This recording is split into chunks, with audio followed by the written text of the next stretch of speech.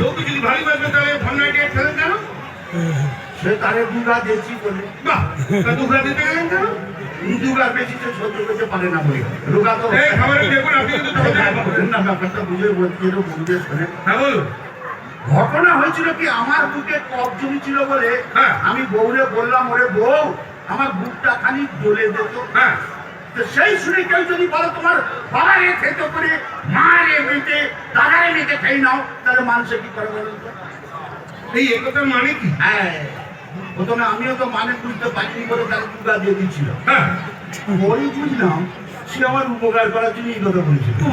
এই কিরকম কিরকম? ব্যাপার হচ্ছে কি জানেন, আমার বাবা হ্যাঁ। মানে তার শ্বশুর নাম হচ্ছে যে আদিনাথ। বেশ। এখন সবাই তার ডাক নাম আদা বলে ডাকে।